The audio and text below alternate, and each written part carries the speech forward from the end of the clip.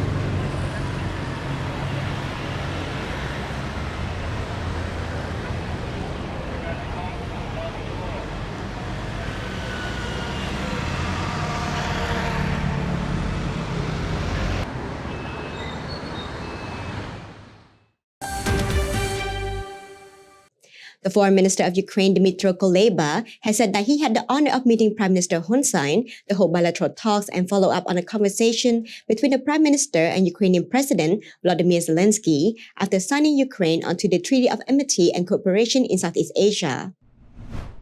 Speaking at a press conference on Saturday at the Soka Hotel in Phnom Penh during the ASEAN Summit, the Ukrainian Foreign Minister said that he was very happy that Ukraine was able to sign on to the Treaty of Amity and Cooperation in Southeast Asia, as it requires essential support from all ASEAN members and is a step forward to becoming an official ASEAN dialogue partner. We take it as a message of support, a political message of support by ASEAN countries to Ukraine.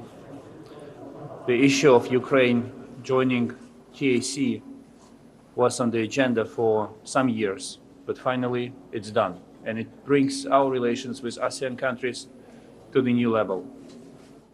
The Ukrainian foreign minister mentioned that even though the foreign minister of Russia, Sergei Lavrov, is also attending the ASEAN summit, there has been no discussion of the two meeting. He said Foreign Minister Lavrov had not tried to reach out and organize a peace meeting during the summit, even though Prime Minister Hun Sen had offered Cambodia as a potential forum for peace talks. EAC News asked the Ukrainian Foreign Minister what he thought about some ASEAN countries expressing their belief that sanctions should not be applied to Russia, even though all ASEAN members have univocally condemned Russia's invasion of Ukraine. In response, Foreign Minister Dmytro Kuleba said sanctions do work. While certain sanctions don't work, it is true to say that not everyone, especially here in ASEAN, supports the sanctions regime, but they are doing it for political reasons, while some do it out of their own concerns. The foreign minister said he had brought up this subject in several bilateral meetings and gave suggestions on how foreign countries can support Ukraine. He said that most of all, the worst thing any country can do is to be distant, be friends with both countries, and to do nothing else to address this issue. I believe this goes against very basic, very fundamental and general interests, he said. He stressed that no countries should want the war to continue, and if Russia is not stopped now, this will only open up more opportunities for other large countries to invade smaller countries. It should be noted that Ukraine signed on to the Treaty of Amity and Cooperation in Southeast Asia on Thursday, the 10th of November, to becoming its 50th member. The Secretary of State for the Ministry of Foreign Affairs and spokesperson for the ASEAN Summit, Gong Pok, has stated that ASEAN principles is not soft on Myanmar, but are flexible when saying that if the 5-point consensus on Myanmar does not make further progress, there may be a revision. EAC News reporter Dachana Gochin has more. Speaking at a press conference on Saturday morning, the spokesperson said that the major conflict within a country cannot be solved in 1 or 2 years and will take many years to address. He said that as the current chair of ASEAN, Cambodia has contributed a lot of work to pave the way for a solution to the ongoing conflict. He said, although ASEAN shows flexibility, ASEAN also shows clarity. That is why we see the ASEAN Declaration on New Assistance to solve problems in Myanmar. He added that if what ASEAN has done is still not showing positive signs of progress, ASEAN will reconsider how to make its decisions more effective. The ASEAN Summit spokesperson hopes that the Myanmar side will provide flexibility and cooperation with ASEAN, saying that these are for the benefit of Myanmar itself. At the 40th and 41st ASEAN Summit on Friday, ASEAN leaders evaluated the implementation of the 5-point consensus reached at the ASEAN leaders meeting in April 2021. ASEAN leaders noted that during the 10 months of Cambodia's ASEAN chairmanship, the implementation of the 5-point consensus had made little progress, with the Myanmar National Army failing to fulfill its commitment to ASEAN leadership. At the same time, ASEAN leaders also urged that the 5-point consensus must remain a valid reference and should be fully implemented. Darshana Gauchan, EAC News. The Secretary-General of the United Nations, Antonio Guterres, has urged all countries, including ASEAN members, to seek a unified strategy towards Myanmar centered on the needs and aspirations of the country's people. EAC News reporter Dashana Gochin has more. Speaking at a press conference on Saturday during the ASEAN Summit in Phnom Penh, the UN Secretary-General said that the situation in Myanmar is an unending nightmare for the people of the country and a threat to peace and security across the region. He added that indiscriminate attacks on civilians were horrendous and heartbreaking to see. Secretary-General Guterres urged Myanmar authorities to listen to their people, release political prisoners, and to get a democratic transition back on track immediately. He also reiterated his call for urgent action by the Myanmar authorities to create conditions for the voluntary return of almost 1 million Rohingya refugees. Responding to a question from the press on what the Secretary-General had to say about criticisms directed at the UN and ASEAN on its failed handling of the Myanmar crisis, Secretary-General Guterres responded that this failure was shared by the international community as a whole, and not only the UN and ASEAN. He said it is dramatic to see the suffering of the Myanmar people, but stressed that the UN is already working closely with Indonesia, the next ASEAN chair, to continue pushing forward the implementation of the 5-point consensus and the development of a number of initiatives to re-establish democracy and release political prisoners. Once the ASEAN Summit concludes, the UN Secretary-General will be heading to Bali, Indonesia to attend the G20 Summit. Darshana Gauchan, EAC News.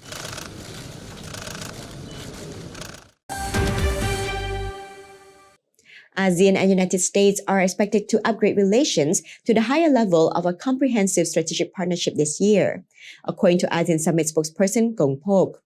EAC News reporter Dachana Gochin has the story. During a press conference on Saturday morning, spokesperson Gong Pok said, "I hope that everything will go according to plan. I hope everyone can enjoy seeing this relationship go up another level of comprehension." He added that the potential of US-ASEAN relations is very large economically, socially, and politically. He said raising the level of partnership will allow for new partnership opportunities, adding that ASEAN and US ministers will first discuss climate change and environmental issues. At the ASEAN-US Special Summit hosted in Washington, D.C. in May 2022, ASEAN and US leaders pledged to upgrade their relations to a comprehensive strategic partnership at the ASEAN Summit. Darshana Gauchen, EAC News. The founder and executive chairman of the World Economic Forum, Dr. Klaus Schwab, has praised the Cambodian Prime Minister's leadership in preventing the spread of COVID-19 and in achieving the highest vaccination rates in Cambodia. EAC News reporter Darshana Gauchen has the details. The executive chairman of the World Economic Forum praised the Prime Minister during his courtesy call with Prime Minister Hun Sen on Thursday. The Prime Minister highlighted the remarkable success of the Cambodian government in its efforts to develop infrastructure to respond to the needs of people affected by natural disasters, to eradicate poverty, and in the fight against COVID-19.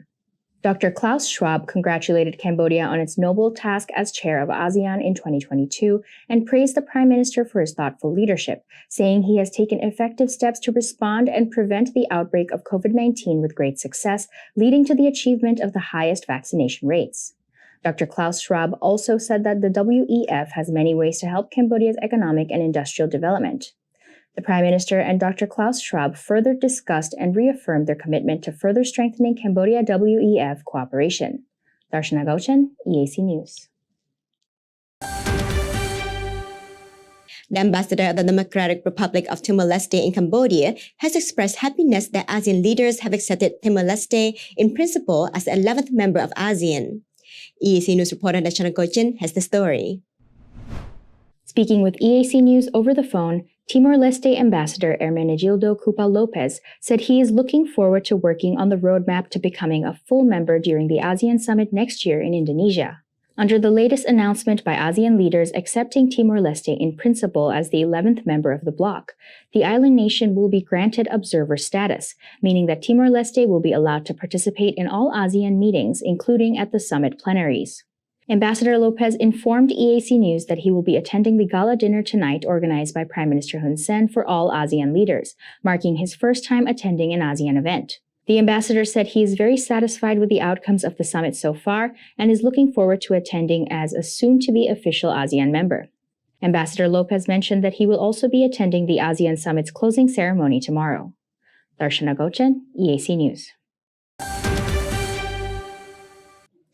During a press conference on Friday evening, the spokesperson for the ASEAN Summit, Gong Pok, stated that unlike the previous years, the South China Sea dispute is no longer a hot topic for ASEAN leaders to discuss at the summit. EAC News reporter Darshana Gauchen has the details. Although the South China Sea dispute is not a hot topic for ASEAN leaders to discuss this year, the spokesperson stated that the South China Sea is still a major dispute for the region to resolve. However, he further noted that in recent years, the situation has become calmer without much conflict or disagreement. He said, "There are minor disputes, but they do not escalate into larger ones." He also outlined how the parties concerned in this traditional security issue have strived to collaborate on what can be done and are aware that the South China Sea dispute may take time to resolve. The ASEAN Summit in Cambodia this year has a number of regional and global issues to address. The greatest and most pressing concern is the nearly 9-month-old war between Russia and Ukraine, as well as the ongoing political crisis in Myanmar and the post-COVID-19 global economic crisis. Darshana Gauchen, EAC News. Prime Minister Hun Sen and Indian Vice President Jagdeep Dharkar had a bilateral meeting to express their satisfaction with the relations between the two countries and to boost cooperation in politics, economy, education, and culture. India and Cambodia have had friendly relations for many decades. Prime Minister Hun Sen emphasized that India was the first democratic country to recognize Cambodia after liberation from the Khmer Rouge following an official visit in 1981. Vice President Jagdeep Dharkar agreed with the Prime Minister and said that India is looking forward to the upcoming state visits of His Majesty King Norodom Sihamoni and Lieutenant General Honman Knight to commemorate the 70th anniversary of the establishment of Cambodia-India diplomatic relations and to further strengthen bilateral ties. Prime Minister Hun Sen also thanked the Indian government for providing assistance for human resource development, temple conservation, and agricultural water resource development. The two leaders also discussed cooperation on Cambodia's goal towards a mine-free Cambodia by 2025.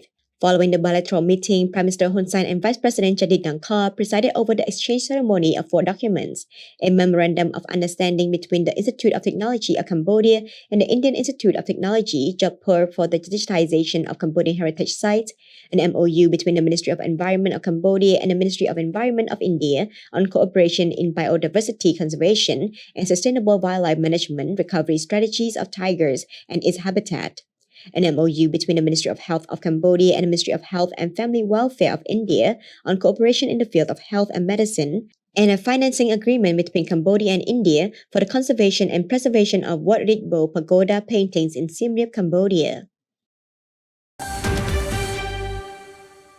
The President of the Republic of Korea, Yoon Suk-yeol, confirmed the continued support for the construction of the Cambodia-Korea Friendship Bridge from Phnom Penh to Swaijrum and hopes that this project is implemented smoothly. EAC News reporter Dachana Gojin has more.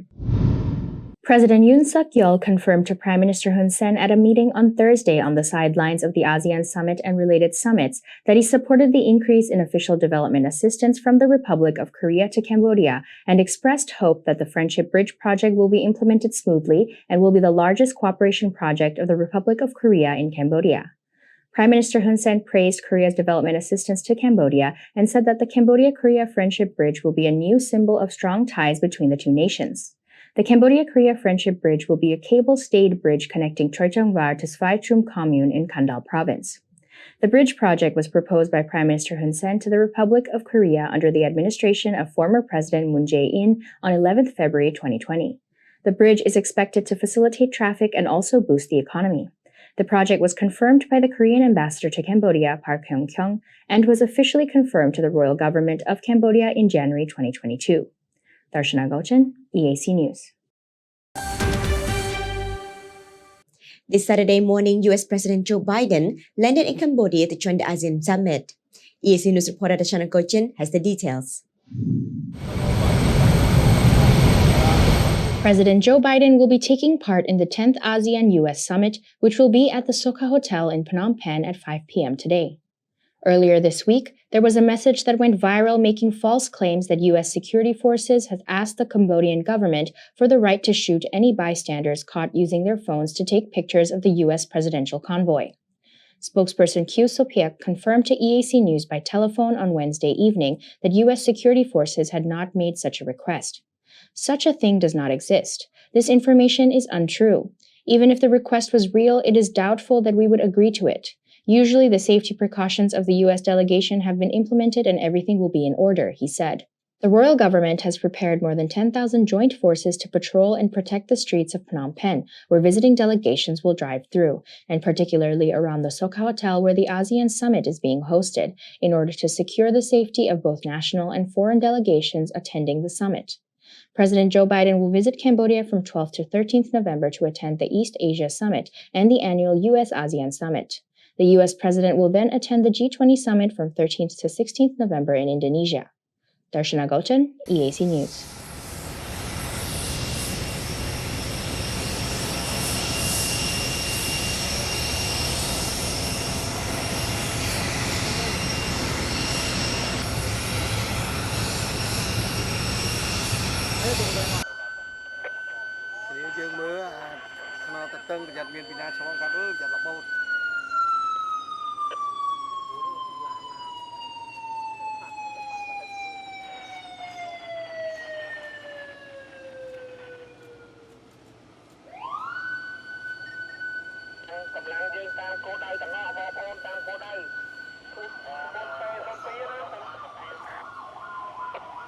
chạy nha biên số pi tia đây chạy nha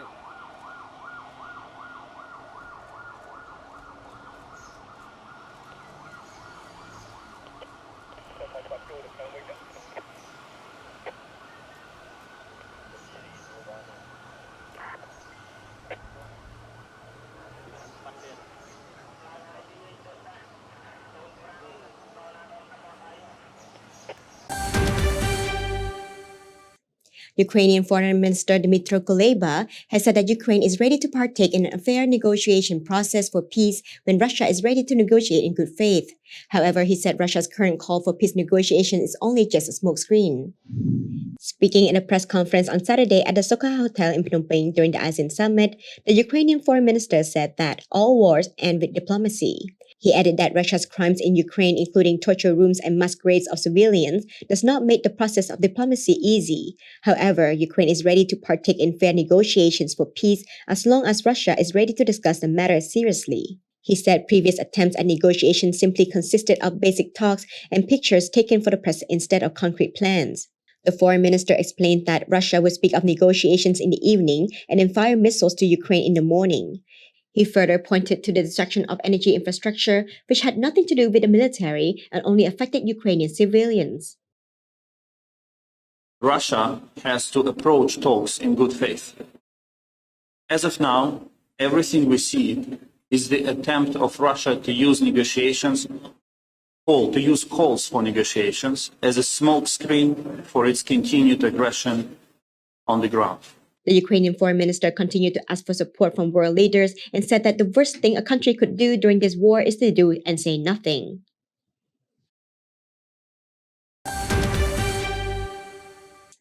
Ukrainian Foreign Minister Dmytro Kuleba has said that Ukraine is ready to partake in a fair negotiation process for peace when Russia is ready to negotiate in good faith.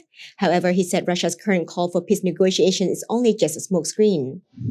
Speaking in a press conference on Saturday at the Soka Hotel in Phnom Penh during the ASEAN summit, the Ukrainian foreign minister said that all wars end with diplomacy. He added that Russia's crimes in Ukraine, including torture rooms and mass graves of civilians, does not make the process of diplomacy easy. However, Ukraine is ready to partake in fair negotiations for peace as long as Russia is ready to discuss the matter seriously. He said previous attempts at negotiations simply consisted of basic talks and pictures taken for the press instead of concrete plans. The foreign minister explained that Russia would speak of negotiations in the evening and then fire missiles to Ukraine in the morning.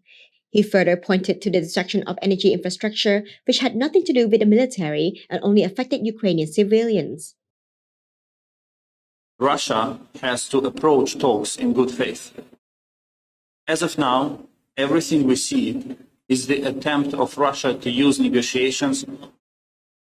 calls for negotiations as a smokescreen for its continued aggression on the ground. The Ukrainian foreign minister continued to ask for support from world leaders and said that the worst thing a country could do during this war is to do and say nothing.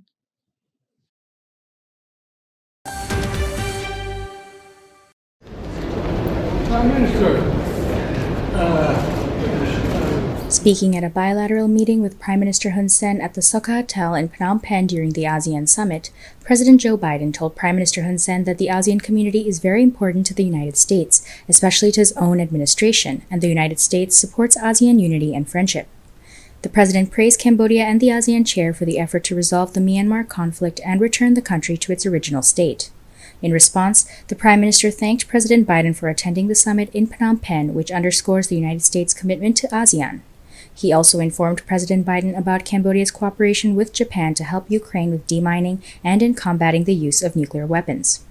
Prime Minister Hun Sen also thanked the United States for sending Cambodia's ancient artifacts back home. The United States is currently the leading country in sending artifacts back to Cambodia. The 2022 ASEAN chair has said that Cambodia is one of the countries that has always opposed Russia's aggression and demanded that Russia withdraw its troops from Ukraine. However, Cambodia also does not support sanctions placed against Russia, as they also have a negative effect on the rest of the world. Today, ASEAN and the United States reached a new stage of their relationship, upgrading relations to the level of a comprehensive strategic partnership. According to the Secretary of State of the Ministry of Foreign Affairs and spokesperson of the 40th and 41st ASEAN Summits, Gong Phuoc, the strengthening of this comprehensive partnership will enable ASEAN and the United States to reap many benefits and provide mutual support. The agreement between ASEAN leaders and U.S. President Joe Biden was finalized during the ASEAN-U.S. Summit at the Soka Hotel in Phnom Penh on Saturday evening. The ASEAN chair and Prime Minister of Cambodia announced the summit's successful conclusion and many significant accomplishments. Prime Minister Hun Sen officially handed over the ASEAN chairmanship to the President of the Republic of Indonesia for 2023. Prime Minister Hun Sen said that Cambodia's 1 year as ASEAN's chair was filled with many memories and has made history for the country. He emphasized that there were many challenges, both regional and global, that seriously affected security, the economy, and society. However, he affirmed that ASEAN has satisfactorily coordinated and addressed those challenges. He said, "I am pleased that the 40th and 41st ASEAN summits and related summits have been successfully concluded, and I would like to thank ASEAN member states and international partners for their full collaboration, support, and consideration, which brought forth many accomplishments to be proud of." From 10th to 13th November 2022, 16 summits were concluded. This was a challenging task, especially at a time when the world is dealing with complex regional and international issues that are changing rapidly. Nevertheless, ASEAN was able to hold thorough and fruitful discussions over the course of these 4 days about how to move forward and strengthen the bloc and the value of relations with external partners. ASEAN also adopted and acknowledged 70 documents and declarations that cover the 3 pillars of the ASEAN community, as well as a number of other frameworks on collaboration with dialogue partners. One highlight of the 40th and 41st ASEAN summits was that Ukraine signed onto the Treaty of Amity and Cooperation in Southeast Asia in order to maintain and deepen ties with ASEAN partners. 6 other countries, including Denmark, Greece, the Netherlands, Oman, Qatar, and the United Arab Emirates, signed the TAC at the 55th ASEAN Foreign Ministers meeting and related meetings in August, bringing the membership total now up to 50. Furthermore, ASEAN issued a joint statement on the Declaration on the Conduct of Parties in the South China Sea to commemorate the 20th anniversary of the signing of the declaration in 2002. Regarding the recovery of the ASEAN community, the bloc adopted the Leadership Vision Statement ASEAN ACT Addressing Challenges Together, the ASEAN Leader Statement on the 55th anniversary of ASEAN, and the ASEAN Leader Statement on ASEAN Connectivity Post-2025 Agenda. In addition, following the second ASEAN Women's Summit on 12 October 2022, ASEAN adopted the joint statement on building a sustainable, environmental, and resilient future through inspiring ASEAN women entrepreneurship. At the same time, ASEAN was pleased to hold the second ASEAN Global Dialogue to exchange views on building a sustainable and inclusive ASEAN in the post-COVID-19 era. Prime Minister Hun Sen emphasized that ASEAN is the main driving force for communication and collaboration with external partners via ASEAN-led mechanisms. He said, "No matter what the situation, we must maintain ASEAN unity for the maximum benefit of the whole region. Promoting unity and solidarity will remain our top priority for years to come." He further added, "Regardless of the circumstances, we must maintain ASEAN unity for the benefit of the entire region. Our main objective will continue to be encouraging solidarity and unity." The ASEAN chairmanship was officially handed over to the President of the Republic of Indonesia, Joko Widodo, on Sunday, symbolized by the handing over of the official ASEAN chairmanship gavel. It will be Indonesia's 4th time assuming the chairmanship. Indonesia was also the first country to ever host the ASEAN summit in 1976.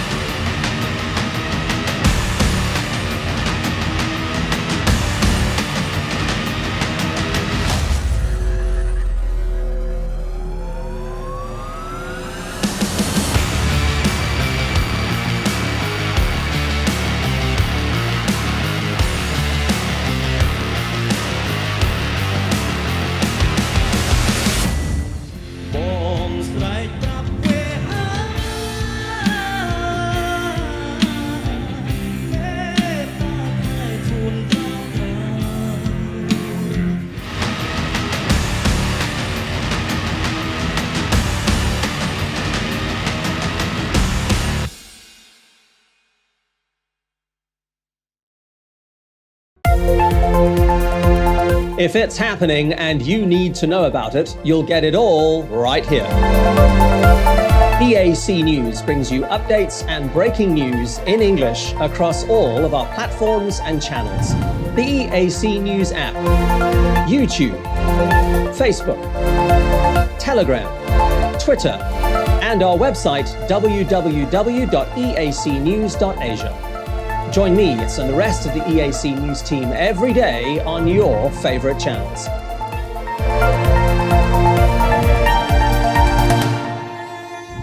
EAC News, Cambodia made clear.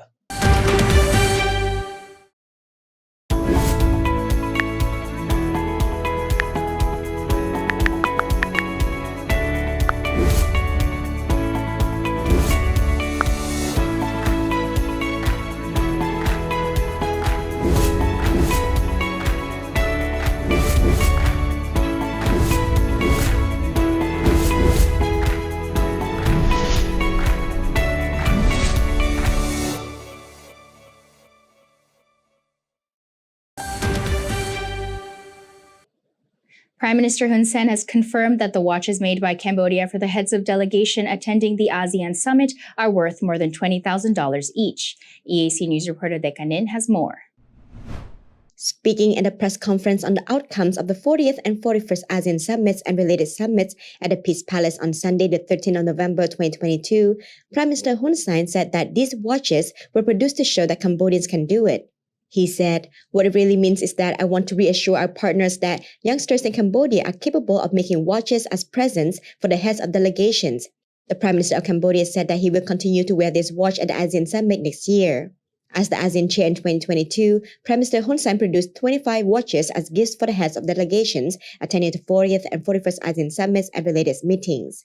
The Prime Minister stated that a unique feature of this watch is that only 25 units are available worldwide. He emphasized the conclusion of the 8th through the 13th of November 2022 ASEAN Summit and related summits and additional bilateral meetings as one that was successful and fruitful.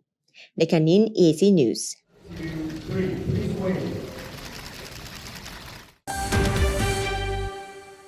Prime Minister Hun Sen, the 2022 ASEAN chair, has expressed appreciation for Canada's proposal to enhance ASEAN-Canada dialogue relations to the level of a comprehensive strategic partnership through negotiations on the ASEAN-Canada Free Trade Agreement. At a bilateral meeting on Saturday, Prime Minister Hun Sen said that enhancing ASEAN-Canada relations to the level of a comprehensive strategic partnership is a step in the right direction for promoting closer ASEAN-Canada relations.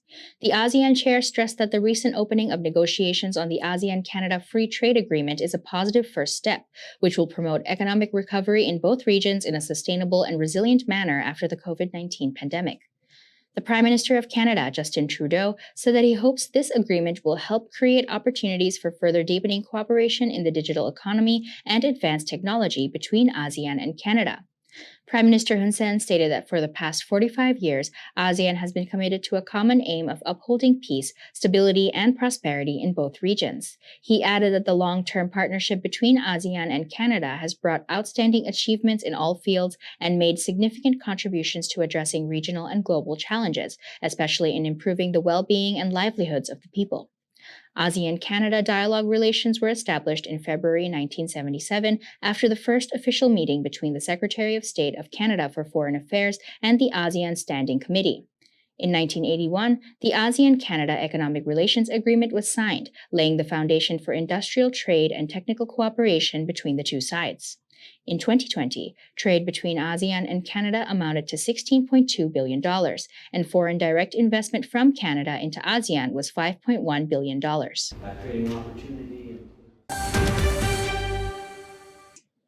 Prime Minister Hun Sen and the Secretary-General of the United Nations, Antonio Guterres, discussed strengthening Cambodia-UN cooperation and exchanged views on various regional and international issues during a bilateral meeting on Sunday on the sidelines of the ASEAN summits and related summits in Phnom Penh, Cambodia. EAC News reporter Anthony Ellis has the story. According to the press release issued by the Cambodian Ministry of Foreign Affairs and International Cooperation on Sunday, Secretary-General Guterres congratulated Prime Minister Hun Sen for successfully hosting and chairing the ASEAN summits and related summits, including the ASEAN UN Summit. The two leaders noted with satisfaction the good relations and the cooperation between Cambodia and the UN and shared commitments to further broaden them.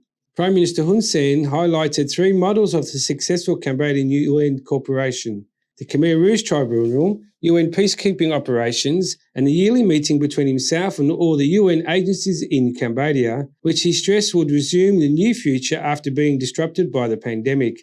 The Prime Minister also thanked the United Nations for its continued cooperations and assistance to the socio-economic development of Cambodia, and especially for providing COVID-19 vaccines and medical equipment to the COVAX facility, contributing to the government's successful national vaccination campaign. The Prime Minister also touched on the subject of demining, underlining the humanitarian demining activities Cambodia engaged in, primarily through the UN peacekeeping operations in several countries around the world. He also informed the UN Secretary-General of the Cambodian government's joint collaboration with the government of Japan to dispatch Cambodian deminers to help Ukraine's deminers in Poland. He further asked Secretary-General Guterres to increase UN assistance on demining in order to help the kingdom reach its goal of a mine-free Cambodia by 2025, and suggested the inclusion of demining in the UN Sustainable Development Goals.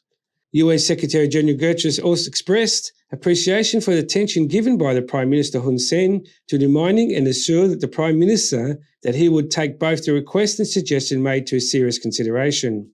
The UN Secretary-General also visited Tolsang Genocide Museum on Sunday afternoon, where he noted that the preservation of a historic museum is part of the wider efforts to ensure that such acquisitions must never happen again. Tolsang is an essential reminder. Its blood-stained bricks and tiles are a warning to us all. This is what happens when hatred runs rampant. This is what happens when human beings are persecuted and human rights are denied. Preserving the memory of those who suffered and died at Tolsang helps to ensure that such atrocities are never repeated. Secretary-General Guterres stated that he would take the stories that he heard and saw from the museum and share them with his grandfather so that he could share them with his own grandchildren one day to ensure that what happened at the Tolsang is never forgotten. Anthony Ellis, EAC News.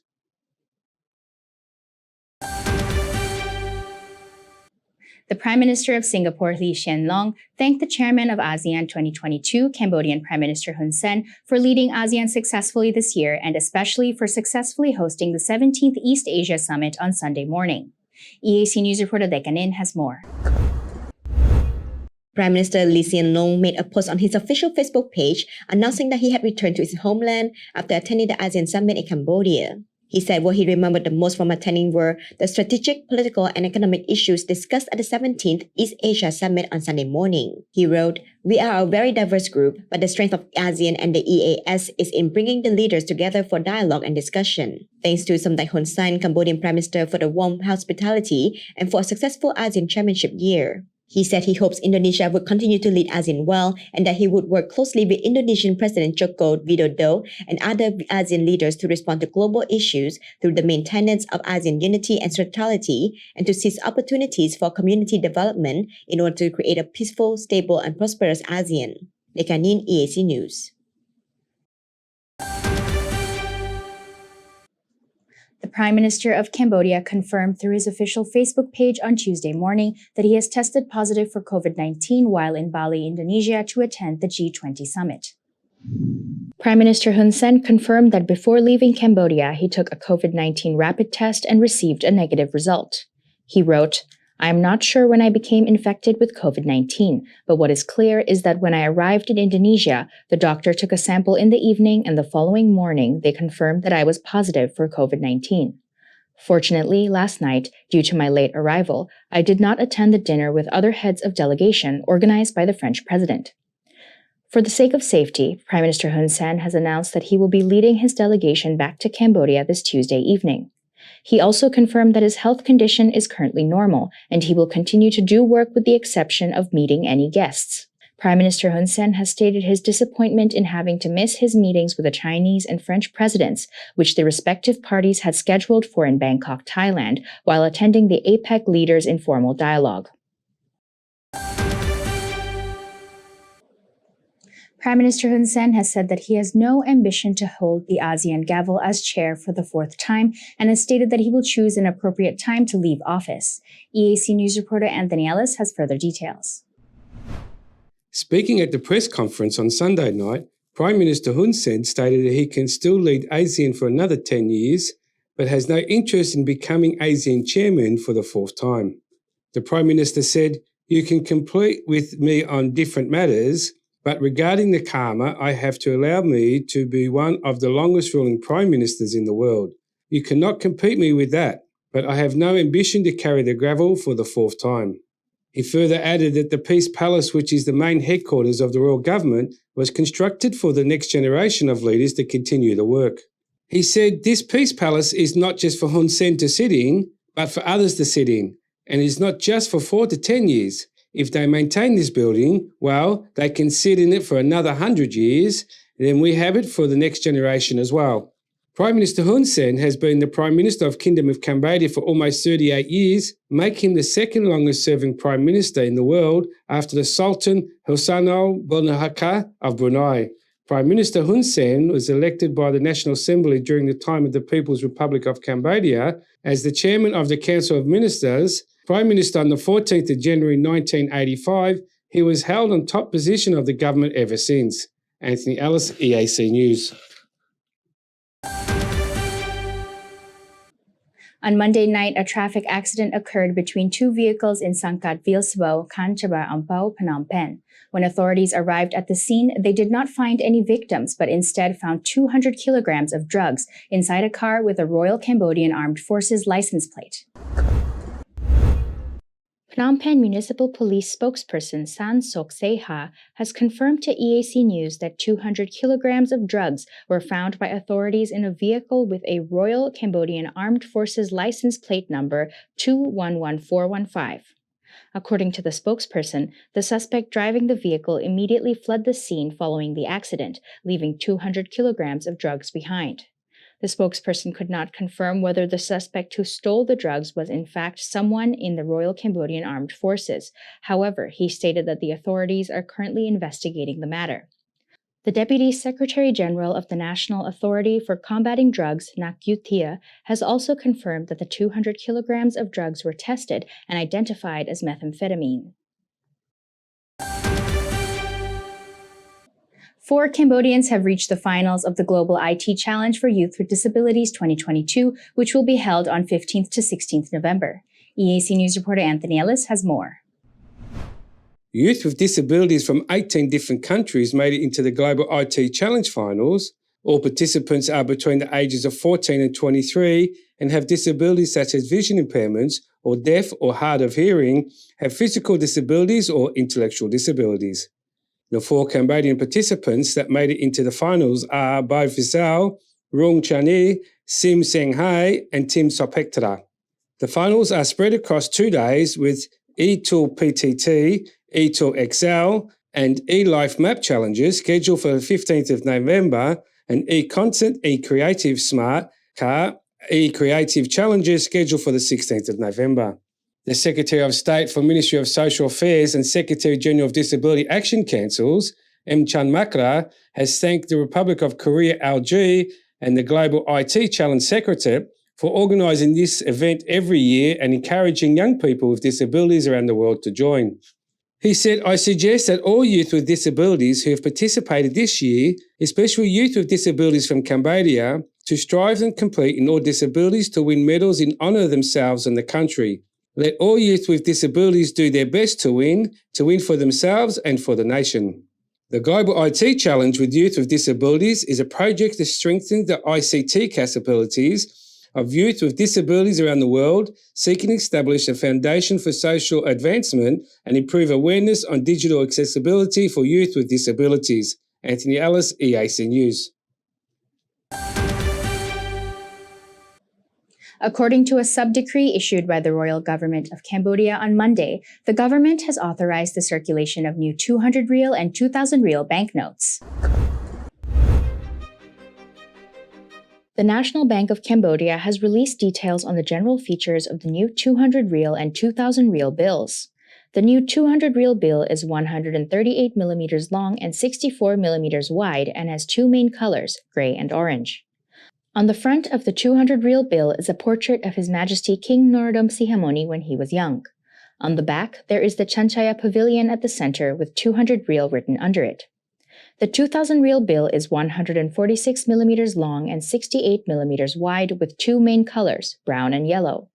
On the front is a portrait of His Majesty King Norodom Sihamoni. On the back, the bill is decorated with images of traditional sculptures from the royal palace. On the top left of the front of the bill is the number 2000, the signatures of the Governor and Cash General of the National Bank, along with a statement that banknote counterfeiters will be punished according to the law. On the left of the 2000 is the Royal Coat of Arms of Cambodia, and in the lower left corner are lines for verification and a special symbol to help the blind identify the bill. The National Bank of Cambodia has advised the public to properly note the features of these two new bills to avoid confusion. Prime Minister Hun Sen appears to have no tolerance for opposition leader Sam Rainsy's accusations against his son, Lieutenant General Hun Manet. The Prime Minister asked Sam Rainsy if he would dare to bet against Hun Manet, while strongly stating that the seed of a corrupt traitor is still corrupt. Prime Minister Hun Sen made a post on his official Facebook page on Wednesday morning, remarking on how opposition leader Sam Rainsy had made accusations against the king and leaders of the younger generation. Directing his question at the opposition leader, the Prime Minister asked, "Aren't you tired? If you did not attack anyone from behind, would lightning come down and strike you?" On Wednesday morning, Lieutenant General Hun Manet asked Sam Rainsy if he would be willing to make another bet after the opposition leader accused the Lieutenant General of spending $5 million to bribe Cambodians living in France but was caught by French authorities. Lieutenant General Hun Manet said that the fictional stories made by Sam Rainsy were endless and once again called on the opposition leader to make a bet on their political careers. He wrote, "Sam Rainsy has spent decades trying to destroy my father's political career but has failed. Now he and his people are constantly trying to find every way to kill my political career. Now I give Sam Rainsy a golden opportunity to bet against me. He should not give up this opportunity." 45-year-old Lieutenant General Hun Manet has once again called on 73-year-old Sam Rainsy to make a bet against each other's political careers. The Lieutenant General has told the opposition leader to stop attacking younger leaders from behind and to instead come out and face each other one-on-one as soon as possible. This is the second time that Lieutenant General Hun Manet has called on Sam Rainsy to bet on his political career after the opposition leader made remarks devaluing Hun Manet's West Point degree. The opposition leader has so far not responded to any of these calls or made any further effort to defend his arguments. Prime Minister Hun Sen has expressed concern over the possibility that other leaders and representatives of international organizations who attended the ASEAN summits could have been infected with COVID-19 after he received a positive result while in Indonesia to attend the G20 summit. In a special voice message released by the Prime Minister after he landed back in Cambodia on Tuesday night, he stated that his health condition is good and this was only a minor matter. However, he expressed concern over the other leaders who attended the ASEAN summits in Cambodia. He said, "What concerns me most about the leaders who left Cambodia to attend the G20 summit in Indonesia or return to their respective countries is whether or not they have been infected with COVID-19. More than half of the leaders currently attending the G20 summit also attended the ASEAN summit in Cambodia, including the presidents of Indonesia and the United States. Currently, no other leaders or representatives of international organizations have tested positive for COVID-19 besides Prime Minister Hun Sen. The Prime Minister tested positive for COVID-19 on Tuesday morning while in Bali, Indonesia to attend the G20 summit. The Prime Minister has reassured that his health condition is good and that he is showing no signs of symptoms or illness. He has stated that he will continue to work with the exception of meeting guests. The Deputy Commander-in-Chief of the Royal Cambodian Armed Forces and Commander-in-Chief of the Army, Lieutenant General Hun Manet, has continued to promote the national unity movement, Khmer Loves Khmer, to ensure peace, stability, and development in the country. EAC News reporter Anthony Ellis has more. Addressing the inauguration ceremony of the project of landmines and unexploded ordnance under the Prime Minister's Mine Action Intensive 2 Provide Safe Land, Create Smiles in Kampong Speu province on Tuesday, Lieutenant General Hun Manet said that Cambodia's bit of history of the war and massacre left millions of landmines and unexploded ordnances scattered throughout the country. These explosive remnants of war require government intervention to address the difficulties and the challenges faced by citizens, especially in farming areas where tens of thousands of families face threats. He added that the Royal Government of Cambodia still considers the mining activities to be one of the top priorities for rebuilding and developing in the country. In addition, the Royal Government has made every effort to promote the success of national mine action projects. The main goal for the future is to extend opportunities for the development of our villages, communes, districts, provinces and country to be more prosperous, as well as continue saving people from fear and danger because of landmines and unexploded ordnance, as well as to escape the fear of danger of war that could reoccur in our territory if we are neglected, he said. Lieutenant General Hun Manet expressed his gratitude to the Prime Minister Hun Sen for always showing warmth to the people of Cambodia by working to eliminate the risk of landmines and unexploded ordnance in the country. He also thanked the wider leadership, includes officials and staff of the Cambodian Mine Action and the Victim Assistance Authority, the Cambodian Mine Action Centre, the National Centre for Peacekeeping Forces and local authorities at all levels for cooperating and facilitating various tasks that have contributed to the performance of the Royal Cambodian Armed Forces in the field of humanitarian demining, in accordance with the principles of the Royal Government to reach Cambodia's goal of a mine-free Cambodia by 2025. Anthony Ellis, EAC News.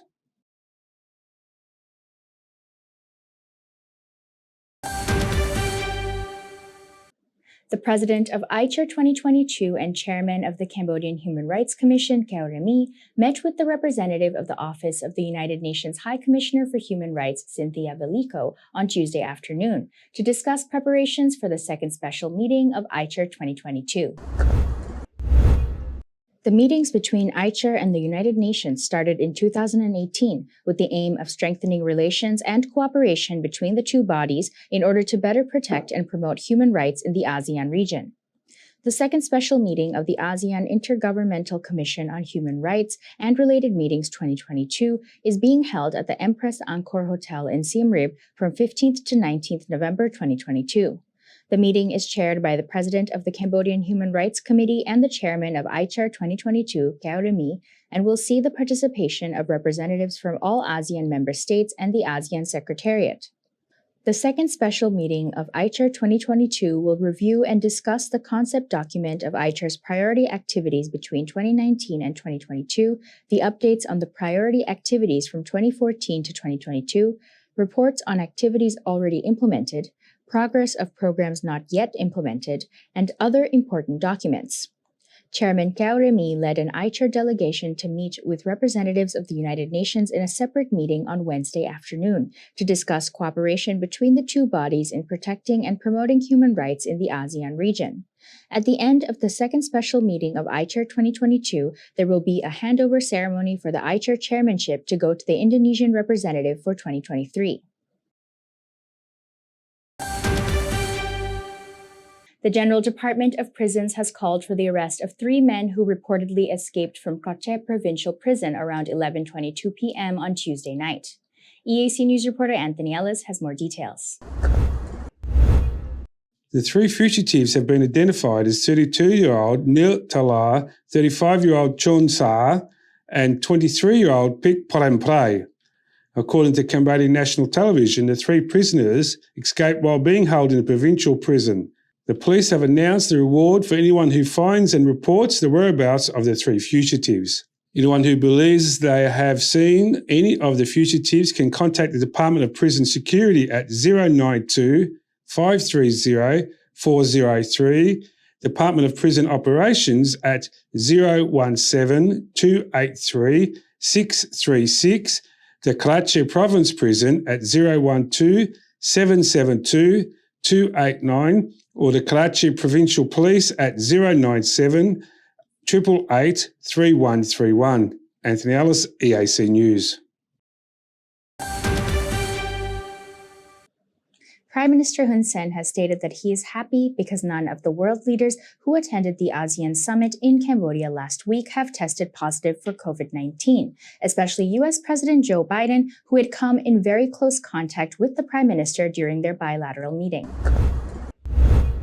In a special audio message released on Wednesday night, Prime Minister Hun Sen remarked on how no other leaders had tested positive for COVID-19.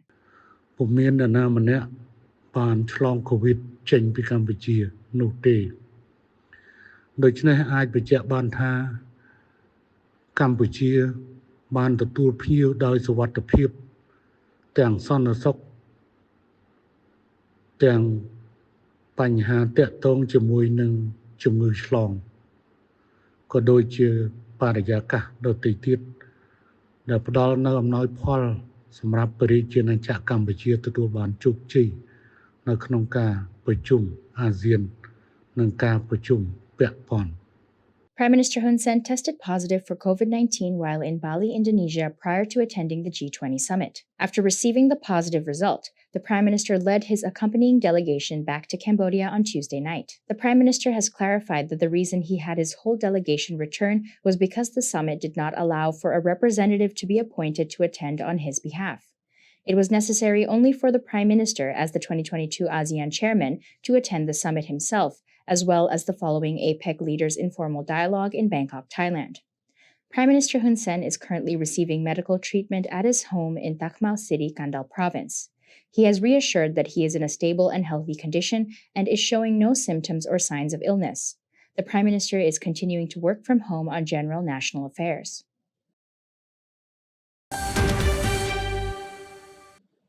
Eight people have been charged with smuggling endangered monkeys by federal prosecutors in the U.S., including a Cambodian wildlife official who was arrested in New York while traveling to a conference on the protection of endangered species. EAC News reporter Dekanin has the details. The Deputy Director of Wildlife and Biodiversity in Cambodia's Ministry of Agriculture, Forestry and Fisheries, Matt Paul Cree, was arrested on Wednesday at John F. Kennedy International Airport in New York. The 46-year-old official was traveling to Panama to attend an international meeting on regulating trade in endangered species, said a U.S. official on the condition of anonymity to discuss the ongoing investigation.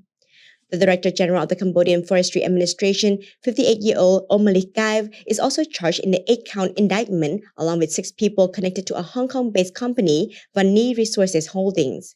The company was involved with breeding long-tailed macaques for scientific and academic research, supplying them to labs in Florida and Texas.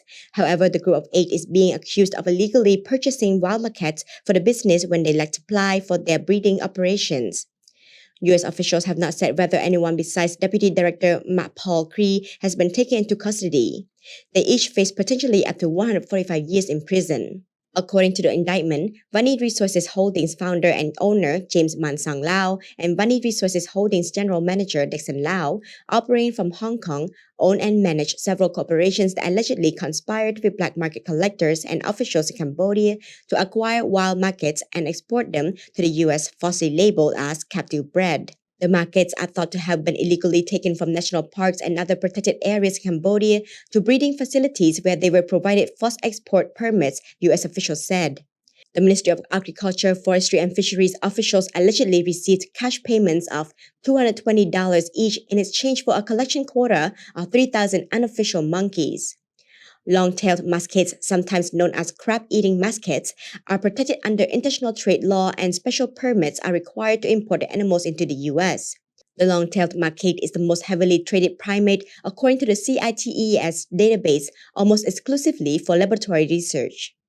The U.S. Attorney for the Southern District of Florida, Juan Antonio Gonzalez, said in a statement that the macaque is already recognized as an endangered species by the International Union for the Conservation of Nature, and the practice of legally taking them from their habitat to end up in a lab is something that needs to stop. The conference in Panama that Cambodian wildlife officials were heading to bring together delegates from 184 parties to the Convention on International Trade in Endangered Species of Wild Fauna and Flora, and includes an event focused on threats to the very species they have been accused of trafficking. The spokesperson for the Ministry of Agriculture, Amrit Jannah, has told EAC News that the ministry is gathering information while this case is under investigation. No further details will be released until then. Both the U.S. and Cambodia have not yet convicted these 8 individuals, and the spokesperson added that the ministry will soon make a statement about this case. Lekanin, EAC News. The problem of falling rice prices in Battambang and Banti Minche provinces has been solved by the Ministry of Agriculture, Forestry and Fisheries, with the decision to maintain the price of number 1 rumdul rice at 9 baht or 1,040 riel per kilogram. This minimum purchase guarantee price will apply from Wednesday evening onwards. This price solution was decided upon after the Minister of Agriculture, Dittina, sent 2 Undersecretaries of State, Ki Kosal and Chum Chun Lee, and experts from the General Department of Agriculture to meet with stakeholders and farmers in Battambang and Banti Minche provinces. According to the ministry, after meeting and inspecting the location, the Director General of Green Rice Mills, Ochnia Pupui, volunteered to cooperate with the royal government to set a stable price for rice, with the minimum purchase price guarantee for number 1 rumdul rice decided at 9 baht or 1,040 riel per kilogram. The Ministry of Agriculture states that it will not allow farmers to lose benefits for no reason. The ministry has instructed farmers to contact the ministry's working group directly at 095-951-111 for Battambang Province and 012-838-937 for Banti Minche Province if they find that they are facing specific problems, so that the working group can receive the information and coordinate with the rice mill to resolve the issue. The Deputy Director of the Battambang Provincial Department of Agriculture, Long Pon, has told EAC News that the price of rice in Battambang has dropped since 10th November 2022 to an average price of 800 to 850 riel per kilogram, while rice was previously sold for 1,150 riel per kilogram. Additionally, rice was previously sold at 10,000 to 11,000 baht per ton, but the price dropped a few days ago to 9,000 to 8,000 baht per ton.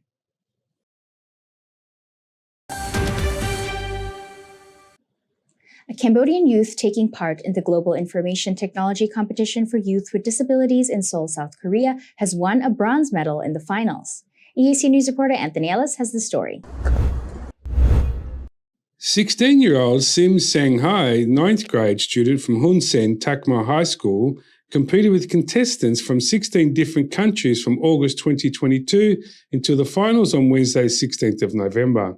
Sim Sang-hai won bronze medal in the E-Tool XL Challenge final. The final round consists of 6 competitions: E-Tool PowerPoint, E-Tool XL, E-Life Map, E-Contents, E-Creative Smart, Car and E-Creative Lot.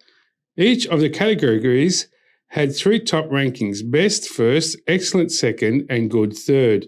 In the E-Tool PowerPoint and E-Tool XL and E-Life Map categories, there were 4 separate sets of winners among 4 categories of disability, physical disability, intellectual disability, deaf or hard of hearing, and visually impaired. The E-Contents, E-Creative Smart, Car, and E-Creative Lot competitions, on the other hand, only had 1 set of first, second, and third place winners in each. The highest award for the competition went to Thailand's Varimporn, Tong Jamandong. There was also 2 other special awards for the 50 medals given out in total. The competition was held both offline participants in the Republic of Korea and online for youth residing in other countries.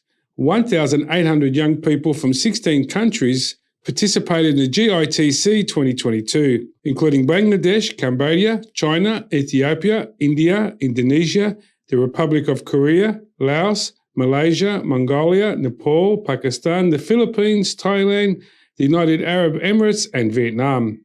The Global IT Challenge for Youth with Disabilities is a project to strengthen the ICT capacity of young people with disabilities, lay the foundation for social progress, and raise awareness in digital accessibility for youth with disabilities. In 2023, it will be held in the United Arab Emirates and will be developed onto more sustainable competition, strengthening the credibility of the internationally renowned competition and the independence of participating countries. Anthony Ellis, EAC News. The General Department of Taxation has reminded vehicle owners to pay their taxes quickly, as the tax collection period will end on 30th November 2022. EAC News reporter Anthony Ellis has more details. The General Department of Taxation would like to remind all vehicle owners who have not yet fulfilled their tax obligations to hurry up and pay their taxes by the 30th of November 2022. In case of failure to pay taxes on time, vehicle owners will be punished according to the tax laws in force. The General Department of Taxation emphasizes that it will cooperate with the competent authorities, especially the traffic police and military police, to inspect the implementation of tax collection on the streets after the tax collection period ends at the end of this month. All vehicle owners must bring their personal identification cards, vehicle identification cards, and vehicle technical inspection certificates issued by the Ministry of Public Works and Transport to their respective provincial or communal tax branches or to one of the banks that has an agreement with the Ministry of Economy and Finance to allow for the payment of taxes. At the same time, vehicle owners that have declared their transportation taxes in the past can also pay through the GDT Taxpayer app, which can be downloaded from the iOS App Store or the Google Play Store. Vehicles belonging to foreign embassies or consulates, international organizations, or governmental technical cooperation agencies must apply to the General Department of Taxation for a tax return, taxes owed by the state.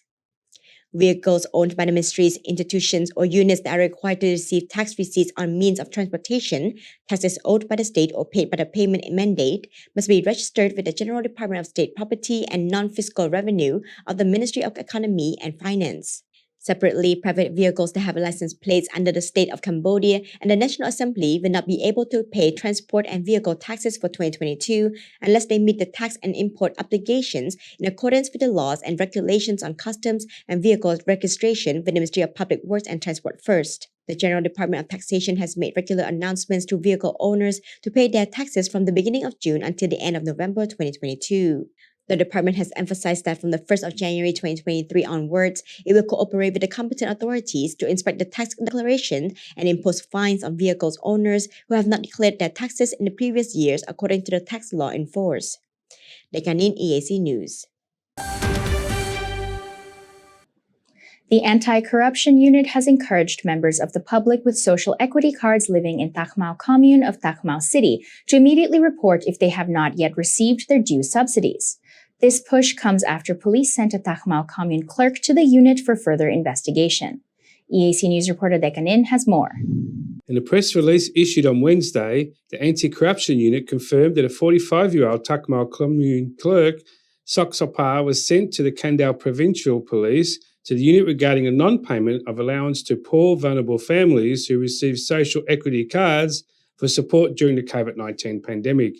The clerk was taken in for questioning on Monday evening after the Ministry of Social Affairs detected irregularities in the payment of subsidies to poor and vulnerable citizens living in Takmao Commune, amounting to more than 60 million real.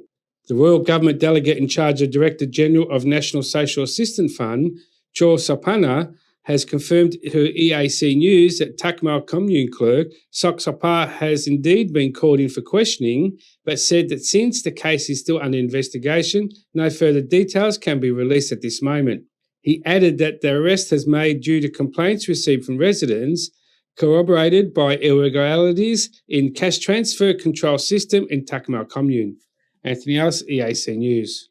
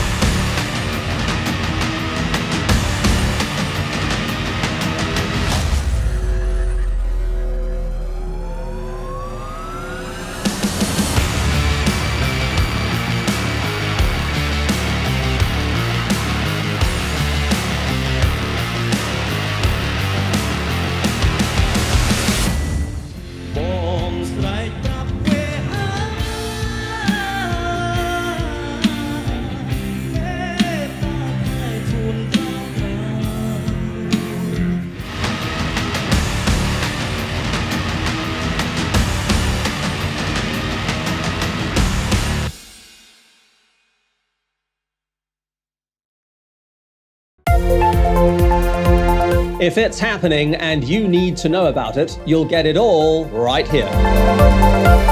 EAC News brings you updates and breaking news in English across all of our platforms and channels. The EAC News app, YouTube, Facebook, Telegram, Twitter, and our website www.eacnews.asia. Join me and the rest of the EAC News team every day on your favorite channels.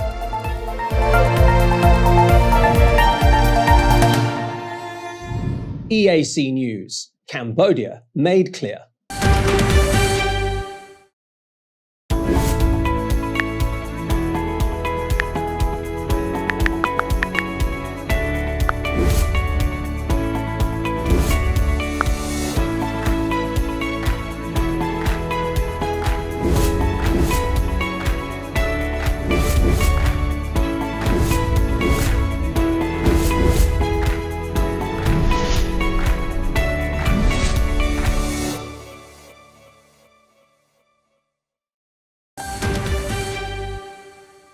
The special envoy of the chair of ASEAN on Myanmar, Deputy Prime Minister Prak Sokhonn, has released a statement welcoming the recent mass release of prisoners by the State Administrative Council of Myanmar. EAC News reporter Dekanin has further details.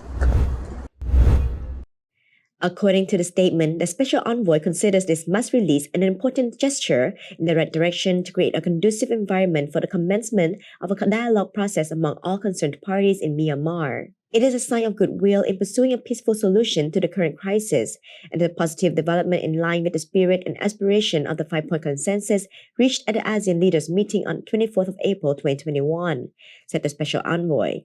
The statement added that the special envoy's earlier planned third visit to Myanmar will be conducted in the coming weeks to further pursue the efforts made since the beginning of Cambodia's chairmanship of ASEAN to assist Myanmar's return to normalcy and a democratic path. It is hoped that more progress can be achieved on the 3 priorities of the 5-point consensus, namely ending violence, facilitation of humanitarian assistance delivery, and building trust and confidence for an inclusive peace dialogue, read the statement. Australian Prime Minister Anthony Albanese has also thanked the 2022 ASEAN Chair and all ASEAN member states for urging the Myanmar military government to release Australian professor Sean Turnell, who was one of the prisoners released this week. Speaking at a press conference in Bangkok on Thursday, Prime Minister Albanese said, "I do want to thank, as well as our ASEAN friends, in particular Prime Minister Hun Sen of Cambodia, who has chaired ASEAN and has kept the pressure on. Our friends here in Thailand as well, including the Prime Minister. But our other friends in ASEAN who have been so consistent about the need to release Professor Turnell." Myanmar state media reported on Thursday that its military leaders had granted amnesty to Sean Turnell, Australian economist and former pro-democracy advisor of Aung San Suu Kyi, along with nearly 6,000 other prisoners, in order to celebrate a national holiday. Former British envoy Vicky Bowman and her husband were among those released, along with American Kyo Tai-woo and Japanese filmmaker Toru Kubota. Dekanin, EAC News. The Ministry of Agriculture has released a statement saying it will seek justice for the Cambodian officials who have been accused of being involved in a wildlife smuggling ring by U.S. authorities, including one official who was arrested in New York on Wednesday. In a press release issued on Thursday, 17th November, the Ministry of Agriculture, Forestry and Fisheries stated it was surprised and saddened to have learned from the media that Mr. Kri Mapal, director of the Wildlife and Biodiversity Department, had been arrested at John F. Kennedy International Airport in New York while on his way to attend the meeting of the Convention of International Trade of Endangered Species of Wild Fauna and Flora in Panama. The wildlife director and another ministry official, the Director General of the Cambodian Forestry Administration, Omalis Kyaw, have been indicted for alleged conspiracy to smuggle crab-eating monkeys into the U.S. alongside 6 other people connected to a Hong Kong-based company.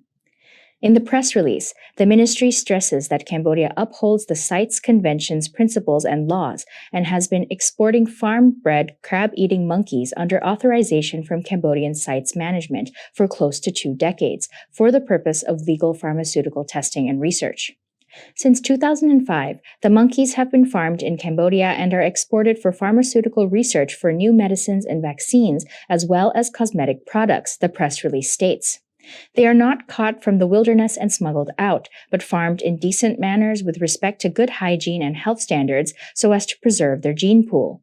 As obliged by CITES Convention and applicable laws, only next generation of monkeys are exported. The Ministry of Agriculture has affirmed that it will make utmost efforts to seek justice for its officials, especially those on official duty representing the country according to international conventions. The ministry assures that Cambodia continues to respect the rules and regulations as well as international conventions.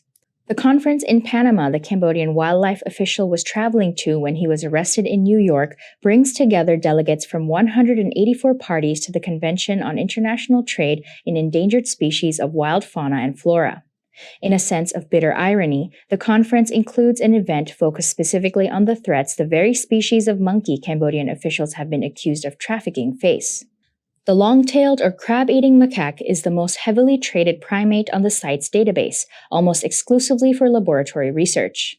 According to the CITES trade database, more than 600,000 were exported and declared born or bred in captivity from 2011 to 2020. Almost 165,000 live specimens were exported in 2020 alone. The Garment Manufacturers Association of Cambodia has officially changed its name to the Textile, Apparel, Footwear, and Travel Goods Association in Cambodia. EAC News reporter Anthony Ellis has more.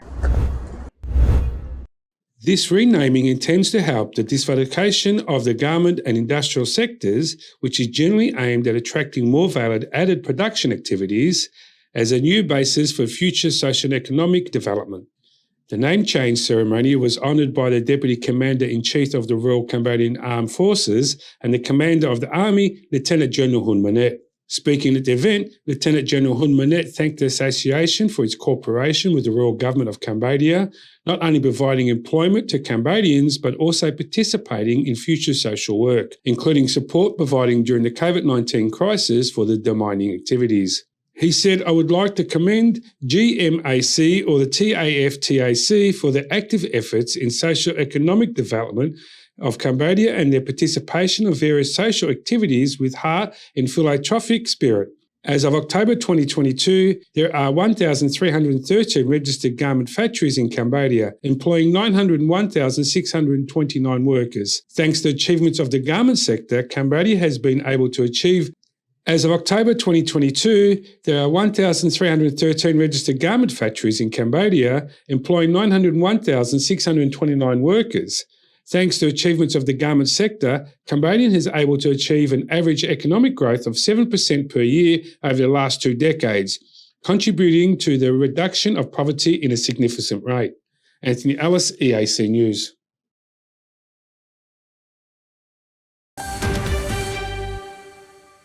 The Cambodian Phacarom dual rice variety won the World's Best Rice 2022 award at the World Rice Conference in Phuket, Thailand on Thursday. EAC News reporter Dekanin has the story. The Minister of Agriculture, Forestry and Fisheries has issued a congratulatory message to celebrate Phacarom Dual Rice ranking number 1 in the world. Congratulations to the Cambodian rice Phacarom Dual, which won the first place prize as the best rice in 2022 World Rice Conference held in Phuket, Thailand. This is the 5th time that Cambodian rice has won this award, bringing pride to Cambodia, said the ministry. The president of the Cambodian Rice Federation, Song Saron, extended thanks to the team at the Rice Federation, to rice farmers, members of the rice mills, the wider agriculture community, and the Ministries of Agriculture and Commerce for supporting high-quality rice production in Cambodia, allowing for local rice to compete and win awards internationally. Cambodia received the World's Best Rice 2022 award at the same time that the Ministry of Agriculture is tackling the problem of falling rice prices in the Battambang and Banteay provinces. A solution to this problem was found after the Minister of Agriculture, Datina, sent 2 Undersecretaries of State, Ki Kosal and Chom Chun Lee, and experts from the General Department of Agriculture to meet with the stakeholders and farmers in Battambang and Banteay provinces. After meeting and inspecting the location, the Director General of Grain Rice Mills, Ongya Phu Poi, volunteered to cooperate with the royal government to set a stable price for rice, with a minimum purchase price guarantee for Phacarom Dual rice decided at 9 baht or 1,040 riel per kilogram. Nekanin, EAC News. According to a report from the Council for the Development of Cambodia, Cambodia attracted fixed asset investments of $3.5 billion in the January to October period of 2022, climbing 1.3% compared to the same period last year. EAC News reporter Anthony Ellis has the details. The Kingdom approved 161 investment projects during the 10-month period this year, 15 more projects compared to the same period last year. The report points out that the industry and infrastructure sectors shared more than the majority of the total investments with 41.5% and 51% respectively. CDC President Sokchenda Sopia said that the CDC is attracting more investments and highly values in the participation of business associates and domestic and foreign investments who play an important role in promoting Cambodia's investment potential and opportunities abroad. He said this work amongst marketing is an effective channel of attracting investments among other channels and broadcast channels throughout sharing successful experience in investments in Cambodia. The Vice President of Cambodia Chamber of Commerce, Lim Heng, attributed the growth of investment projects to the country's successful control of the COVID-19 pandemic, the implementation of the Regional Comprehensive Economic Partnership Trade Pact, and the Cambodian-China Free Trade Agreement.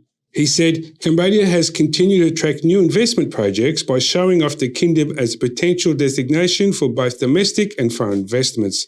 Anthony Ellis, EAC News.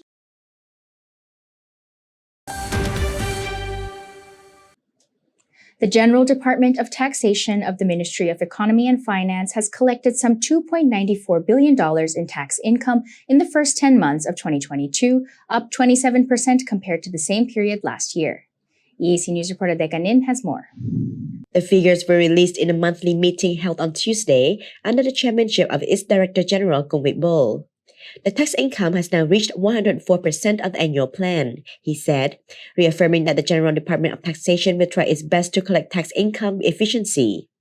According to the National Budget Law, the General Department of Taxation is tasked to collect $2.8 billion as tax revenue in 2022. The Kingdom has two institutions responsible for the collection of taxes, while the General Department of Taxation focuses on interior taxes like income tax, salary tax, value-added tax, and property tax.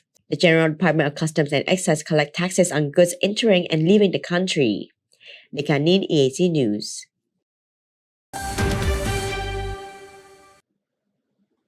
Pharaponlu Salapak broke the Guinness World Record for the longest circus show with a 24-hour, 10-minute, 30-second non-stop circus performance from 7th to 8th March 2021 with the participation of about 90 performers. The Ministry of Education, Youth and Sports has said that it considers this record a proud success for Cambodia. The Guinness World Records conducted a year-long evaluation of 131 pages and 25 videos to recognize Pharaponlu Salapak's record. On Thursday night, the circus held a performance titled Fight for Light, showcasing the adventures and struggles of Pharaponlu Salapak, with the aim of raising funds for its 2023 programs. The hour-long performance was recorded, and the completed film will begin screening to the public both local and abroad on 11th December 2022. Osman Kawaja, the executive director of Pharaponlu Salapak, proudly displayed the Guinness World Records plaque on stage after Thursday night's performance. He said that the longest circus performance in the world was viewed by over 1 million people worldwide, and added that his team are doing everything to keep the circus school alive, as these programs are so important for the students and Cambodian society at large. Executive Director Suong Rotha also added that this year-long project was very important to her because she knows how art affects life. After graduating from PSE, she said she was grateful to have had the ability to do something for Pharaponlu Salapak, which helped her find herself in the process.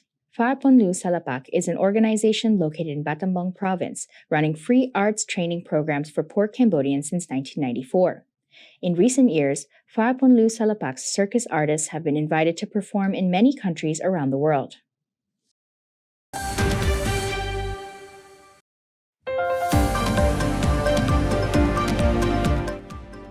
Thank you for watching the Weekly Roundup here on EAC News Channel. For more breaking news and updates, you can check out our website, eacnews.asia, or search EAC News on Telegram, Smart TV, or at your favorite app store. More from the EAC News team on Monday night at 8 p.m. We will see you then.